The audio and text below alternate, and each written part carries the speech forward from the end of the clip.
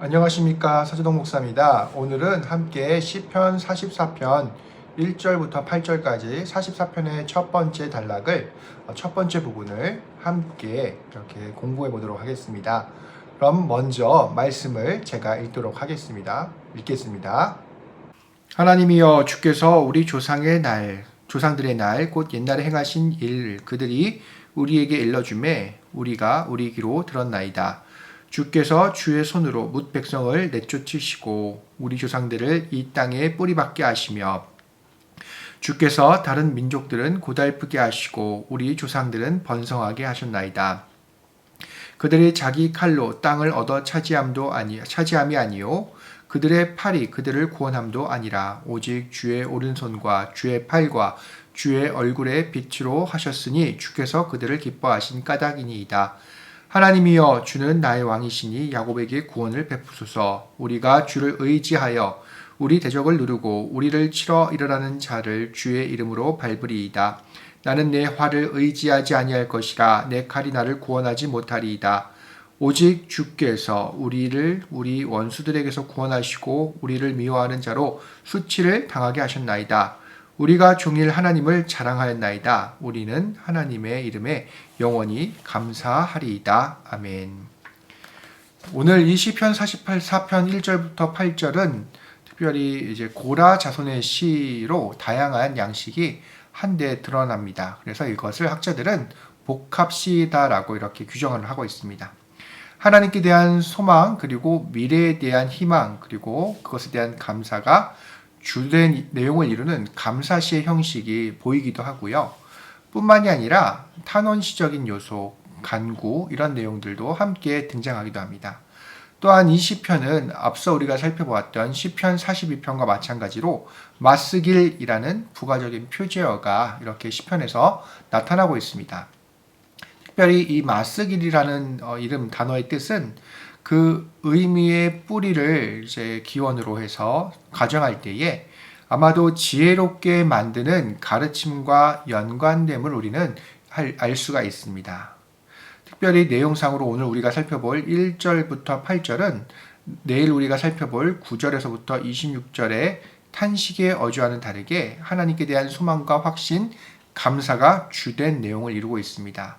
이를 다시 하나님께 대한 혹격과 그리고 내용을 중심으로 두 개의 연으로 나누어서 살펴볼 수가 있습니다. 특별히 1절부터 3절에 해당되는 첫 번째 연은 출애굽 때에 조상들을 선택하신 하나님을 찬양하고 있고요. 그 다음에 이어지는 4절부터 8절까지 두 번째 연은 우리와 함께 하시는, 그러니까 공동체와 함께 하시는 하나님께 대한 감사 찬양으로 구성되어 있습니다. 가장 먼저 1절부터 3절은 주제자상으로 살펴봤을 때에 찬양하고 있는 주제가 조상들을 선택하신 하나님께 대한 찬양입니다. 그러니까 옛적에 조상들을 선택하셨던 하나님에 대한 공동체의 기억을 다루고 있고, 하나님을 부르는 것, 그러니까 하나님이여라는 부름으로 이 시편 48편 첫 번째 절이 시작되고 있습니다. 첫 번째 절에서 하나님을 부르는 공동체의 목적은 하나님께 대해 구원의 요청을 드리기 위함입니다. 이는 시편에서 기도하는 기도자의 간절함을 드러내는 대표적인 수사법이라고 할 수가 있습니다. 이것은 우리가 기도할 때도 마찬가지죠. 기도할 때 가장 먼저 우리는 하나님이라는, 또는 하나님 아버지, 주님 이런 표현에 혹격으로 하나님을 부르고 있습니다. 이것은 내 기도가, 공동체의 기도가 그만큼 간절하다는 것을 보여주고 있습니다. 부름 이후, 하나님을 이렇게 부른 이후에 이어지는 말은 우리가 귀로 들었다라는 표현입니다. 이러한 표현 방식은 대표적인 수사법이라고 할 수 있는데요. 이 표현 뒤에 이어지는 내용, 주께서 우리 조상들의 날, 곧 옛날에 행하신 일들을 강조하는 역할을 하고 있습니다. 그리고 이와 함께 조상들이 후손들에게 했던 행동을 사파르라는 낱말을 통해서 표현하고 있습니다. 이 표현은 세다라는 것인데요. 숫자를 셀 때도 이 표현을 이제 쓰기도 합니다.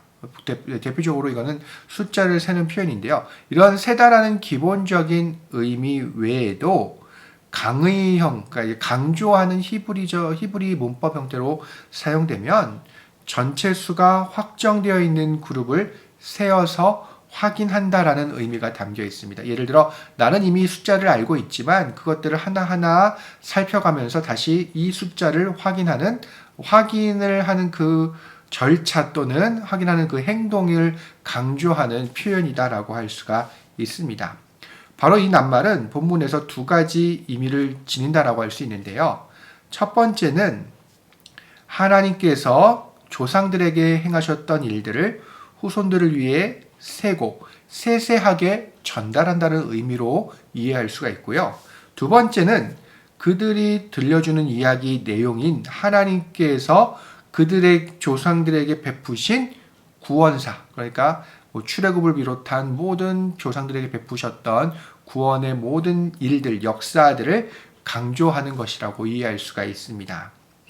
1절에서 나타나는 표현, 특별히 행하신 일은 이것도 마찬가지로 구약에서 자주 등장하는 수사적인 표현이라고 할 수 있습니다. 그러니까 2절 이후의 서술하는 하나님께서 행하신 사건과 그 일은 오직 하나님 한 분만이 하실 수 있는 일이라는 것을 강조하는 것입니다. 그리고 옛날이라는 표현은 단순히 과거의 일을 가리키는 것이 아닙니다. 보통 구약에서 이 옛날이라는 표현이 쓰일 때 다 그런 것은 아니지만 특정한 히브리어를 이제 사용했을 때에는 태초의 일이나 아주 오래전 옛날 역사적 기원에 있었던 사건을 가리킬 때 이제 사용하는 표현입니다. 따라서 이 표현은 2절부터 서술하는 사건이 이스라엘 백성의 역사적 기원에 있었던 아주 오래된 사건이라는 의미라고 이해할 수가 있습니다. 이것들과 이어져서 살펴본다면 결국 옛날이라는 일들은 아주 오래적 일이지만 자기들의 역사적인 기원을 의미할 뿐만이 아니라 오랜 시간이 흘렀음에도 자신들은 여전히 하나님께서 베풀어 주셨던 구원의 사건들을 확실하게 전달하고 그것들을 이제 세면서 우리가 확인해 왔다라는 것들을 강조하는, 즉 하나님께서 백성들에게 베푸신 구원의 역사들을 강조하고 또한 그 행위의 가운데 자신들이 있었음을 강조하는 표현이라고 할 수가 있습니다. 2절부터 3절까지는 가나안 정복을 이스라엘 백성이 행했던 것이 아니다라고 분명하게 이야기하고 있습니다. 누가 하셨습니까? 바로 하나님께서 하신 역사로서 백성들은 고백하고 있습니다. 이 단락에서 내쫓다라는 그리고 뿌리 박게 하다라는 두 가지 낱말은 이스라엘 기원사에 관한 표현, 자주 나타나는 표현입니다. 그러니까 이스라엘의 역사, 특별히 출애굽과 관련됐을 때 이 두 개의 단어가 자주 사용이 되는데요. 특별히 이 가나안 정복에 관련된 표현인데 하나님께서 가나안을 여러 민족에게서 빼앗아 이스라엘 백성에게 주셨음을 상징적으로 표현하는 단어라고 할 수가 있습니다. 또한 3절에서 나타나는 주의 오른손과 주의 팔 그리고 주의 얼굴빛, 이 세 가지 표현이 하나님께서 주체가 되셔서 일으키신 사건임을 뒷받침하고 있습니다. 하나님께서 이스라엘 백성에게 이 땅을 주신 이유를 본문은 이렇게 또한 설명하고 있습니다. 바로 주님께서, 그러니까 하나님께서 이스라엘 백성들을 사랑하셨기 때문이다라고 설명하고 있습니다. 여기서 기뻐하신이라고 이제 번역된 낱말은 사랑이 바탕이 된 행동이라는 의미를 담고 있고요. 더 나아가서 선택이라는 의미도 담겨 있습니다. 그러니까 하나님께서는 이 백성을 사랑하셨기 때문에 선택하셨다는 이 표현을 그런 주제를 이 한 단어, 바로 기뻐하셨다라는 단어를 통해서 표현해내고 있습니다. 하나님께서 조상들을 사랑하셨기 때문에 그들을 가나안 땅에 정착하도록 하신 것이고, 이 선택은 전적으로 하나님의 결정, 그러니까 곧 백성의 입장에서는 하나님의 은혜의 그런 선물로밖에는 해석할 수 없다라는 의미입니다. 그러니까 어느 것도 백성에게는 그 선물을 받을 만한 모습이 없었다라는 의미로도 이해할 수가 있습니다. 주의 얼굴빛이라는 표현도 이스라엘 백성에 대한 하나님의 애정 어린 시선을 반영하고 있습니다. 그리고 이제 이어지는 4절에서 8절 두 번째 연에서는 그러니까 하나님을 찬양하는 건데 바로 공동체와 함께 하시는 하나님을 찬양하는 내용이 주된 내용을 이루고 있습니다. 이 연은 그러니까 두 번째 연은 현재 공동체가 하나님께 드리는 믿음의 찬양과 감사가 드러납니다.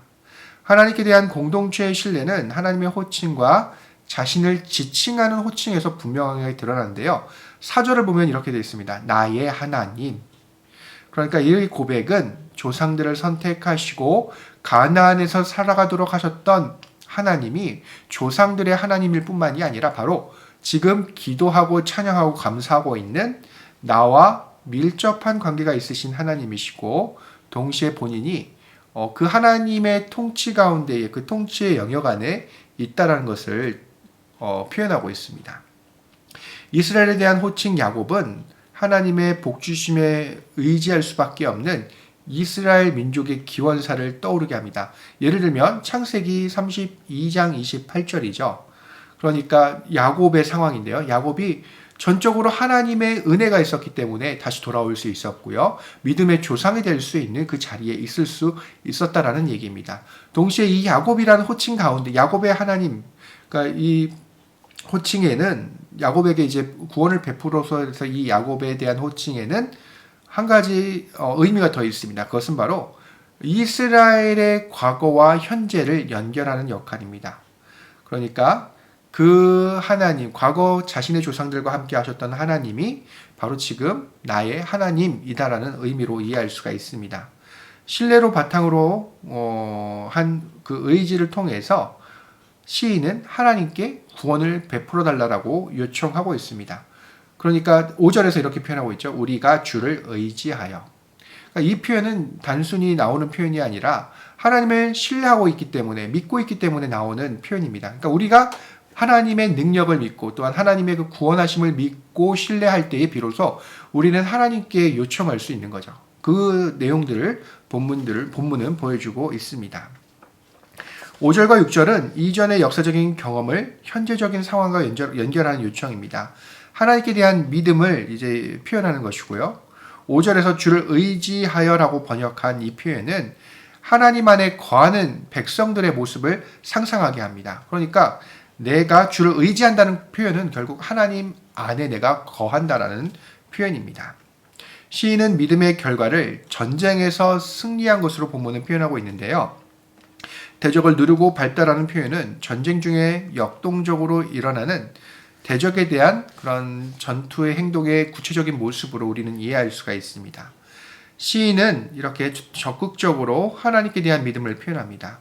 옛적에 그들의 조상들이 자기 칼과 그들의 팔이 그들을 구원하지 않았던 것처럼 자기의 활도 자기의 칼도 그들을 자신을 구하지 못할 것을 분명히 알고 있습니다. 그러면서 조상들과 같이 지금 현재 자기의 상황들을 구원하시고 그리고 이끌어줬던 분이 하나님임을 고백하고 있습니다. 활과 칼은 주로 전쟁에 대한 은유로 이제 사용되지만 결국 인간이 무력을 의지하는 것에 대한 부정적인 평가로 주로 사용되기도 합니다. 그러니까 이 시인은 자기의 능력이 자기를 살린 것이 아니라 온전히 지금 현재 전쟁에서 승리한 것도 하나님의 도우심의 결과라고 이해하는 상황을 우리는 볼 수가 있습니다. 인간들은, 그러니까 세상 사람들은 그렇지 않죠. 자기가 승리하거나 자기가 잘 됐을 때 그것을 자기의 능력으로 돌리는 경우가 많습니다. 혹은 우연이라고 얘기합니다. 하지만 그리스도인은 분명하게 이 시인과 같이 고백해야 됩니다. 무엇입니까? 바로 내 능력이 나를 구원한 것이 아니라 바로 하나님께서 지금 이 자리에 나를 승리하게 하셨다라고 고백할 수 있어야 한다는 것입니다. 특별히 마지막으로 이스라엘은 자기들을 위기에서 구원해 주신 하나님께 대한 자랑과 감사를 잊지 않습니다. 이 모습은 바로 우리에게 한 가지를 분명히 보여주고 있습니다. 하나님께로부터 선물을 받거나 구원을 받거나 은혜를 입은 사람은 분명하게 그것에 대한 표현을 할 수 있어야 한다는 것입니다.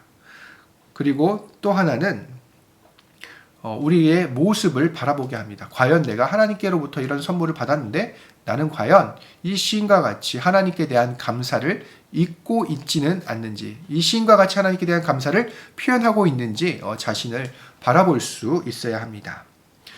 본문은 대적의 특징을 하나님 백성을 미워하는 것이라고 설명을 하고 있습니다. 이는 미워하는 대상에 대한 폭력과 전쟁으로 이어지는 그 감정을 의미하는데요. 이들의 폭력적인 행위는 본문을 보면 종일이라는 백성에서 고백에서 알 수 있듯이 지속적이었습니다. 일회성이 아니었습니다. 하지만 이들이 하나님의 백성들에게 지속해서 자행했던 폭력은 역설적이게도 하나님의 구원을 종일토록 경험하게 합니다. 아이러니하지 않습니까? 우리는 고난의 상황 속에서 오히려 하나님의 은혜를, 그 구원을 베푸시는 하나님의 은혜를 떠올리게 합니다. 그것이 그리스도인들의 가장 큰 힘이 아닐까 합니다. 시인은 또한 본문에서 보면 하나님의 이름을 반복적으로 표현합니다. 5절에서도 나타나고요. 8절에서부터도 나타납니다. 이 표현은 하나님의 영적인 임재를 강조합니다. 무엇보다도 하늘이라고 표현되는 초월적인, 우리 눈에는 보이지 않는 공간에 하나님께서는 임재해 계시지만, 그곳에 계시지만 언제든지 구원에 요청하는 하나님의 백성의 부르짖음에 귀를 기울이시고 구원을 베푸시는 하나님을 떠오르게 합니다. 이 얘기는 뭐냐면 우리가 지난번에 공부했던 솔로몬의 기도에 바로 그 힌트가 있습니다. 솔로몬이 어떻게 기도합니까? 주께서는 계신 곳 하늘에서 기도하실 때, 그의 백성이 기도할 때 들으신다라고 표현하지 않습니까? 어디를 향해서요? 이름을 두신 곳 성전. 하나님의 이름은 결국 하나님의 영적인 임재를 강조합니다. 하나님은 멀리 계신 것 같고 보이지 않는 것 같지만 언제나 우리의 기도에 귀를 기울이고 계신 분이십니다. 따라서 오늘 이 본문은 분명하게 보여주고 있습니다. 이스라엘의 역사를 관통하며 옛적의 조상들을 선택하시고 지금까지도 자신을 비롯한 공동체의 하나님께서는 언제나 함께 계시는 것이죠. 그리고